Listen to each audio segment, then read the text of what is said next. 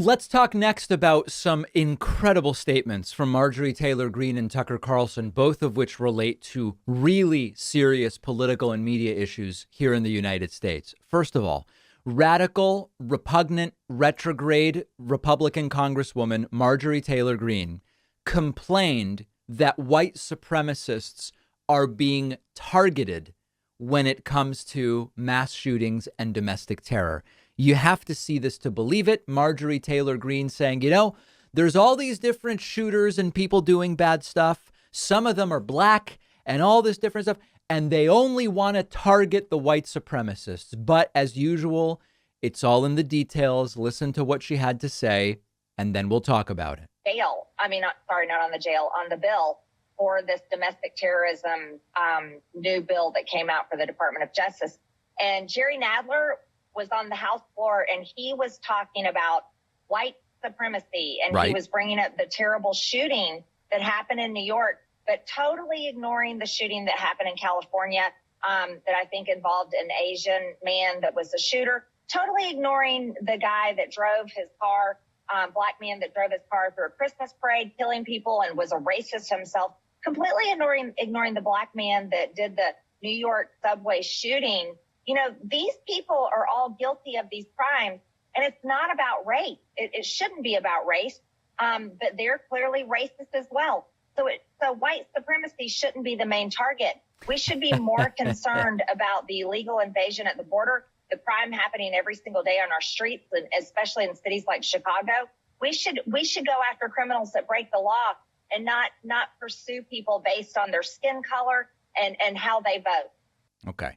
Now, of course, people aren't being pursued by the criminal justice system based on their skin color or how they vote. But let's go through her claims one by one. She mentions the California Asian man shooter. That was a shooting at a Taiwanese church in California. One person was killed and 5 were wounded.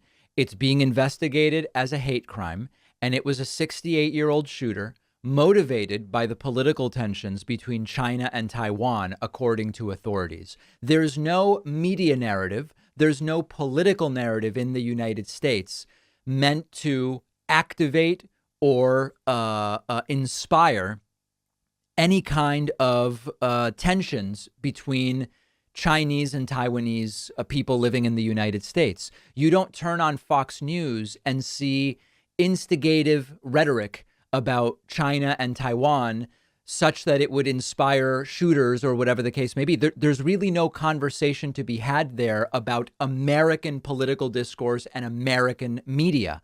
We every once in a while will say, oh, what is China thinking about when it comes to Taiwan? But there is no big media political story that in the United States would have inspired this shooting. So why would we be talking about it in the same terms?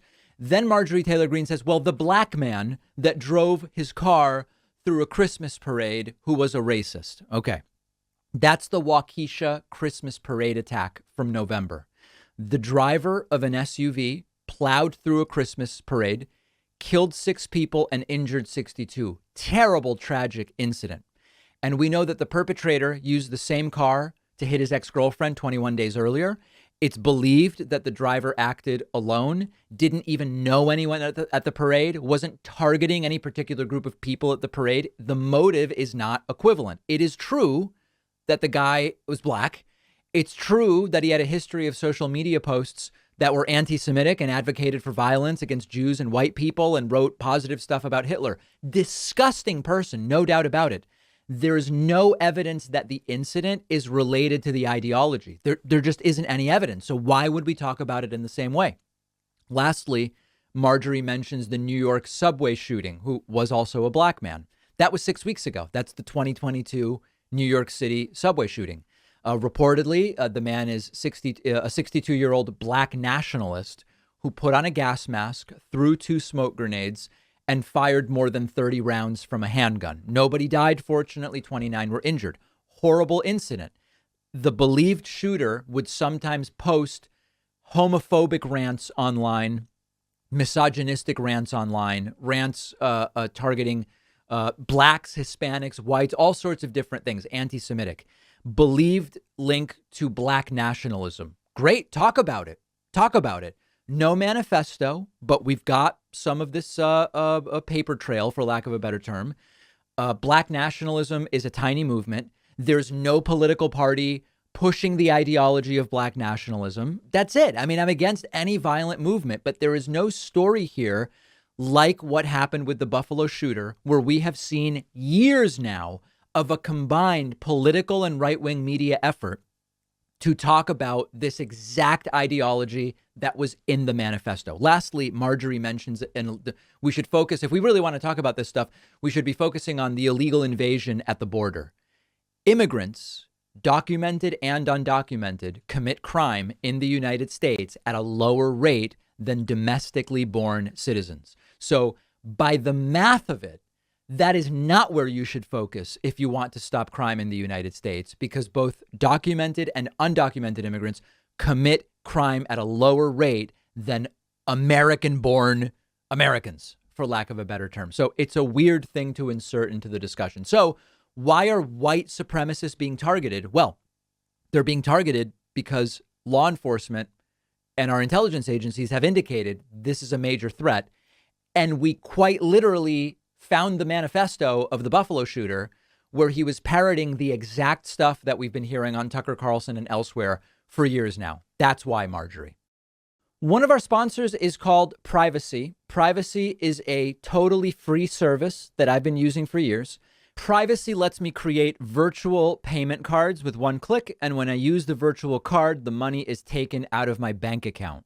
You can create multiple cards, delete them, freeze them, set a spending limit on them.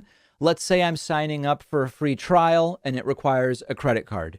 Privacy will autofill a virtual card number, and then after signing up, I can delete that virtual card. So I know I'm not going to be charged again. Something really useful and very practical. Or let's say I'm ordering food over the phone, but I left my wallet somewhere. I don't have my real credit card on me.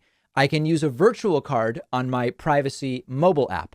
But really the best part is you're not out there exposing your real credit card number, so you're not as susceptible to data breaches and identity theft.